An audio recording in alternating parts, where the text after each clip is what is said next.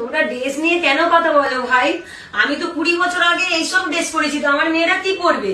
বলছি কাকিমা 20 বছর পরে তুমি এইসব ড্রেস পরেছো, না জাঙ্গিয়া মারা শুধু ব্রা পরে ঘুরেছো, এইসব তো আমাদের জানার দরকার নেই। আমাদের কথা হচ্ছে যে আপনার মেয়ে এখন কি করছে। এবার আপনি যদি বলেন আপনি 20 বছর আগে পড়তে পারেন, তাহলে আপনার মেয়ে তো এখন ল্যাংটো হয়ে ঘোরার কথা বলা, তাহলে প্যান্ট জামা পরছে কেন?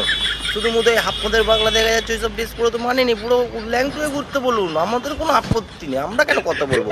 লোক প্যান্ট জামা পরলেও কথা বলি, না পরলেও কথা বলি, আমাদের মুখ আছে কথা বলুক। পুরো ল্যাংটো বিন্দাস ঘুরতে বলুন, কোনো যায় আসে না। আপনি মানে 20 বছর আগে শর্ট ড্রেস পরতেন, এখন তো মানে 20 বছর পর যা ফ্যাশন যুগ পড়ে গেছে, আপনার কাছে যেটা মনে হচ্ছে আমার, পুরো তো এখন ল্যাংটো হয়ে ঘোরা দরকার পড়ে না, কিছু পড়ারই দরকার পড়ে না। ল্যাংটা শুধু মুধু আপনার মেয়ে মানে কষ্ট করে জামা কাপড় কিনে পড়ছে, মানে কত পয়সা বেঁচে যাবে বলুন তো জামা কাপড় না কিনে পড়লে। বলুন ওকে বোঝান, আমাদের কোনো আপত্তি নেই দেখতে, ওকে বোঝান যে মানে পুরো একদম বিনা প্যান্ট জামা পরে ঘুরতে কোনো আপত্তি নেই, কোনো আপত্তি নেই। ইউটিউবে ফেসবুকে না ভিডিও দেখতে হলে পর্নোগ্রাফিক দেখে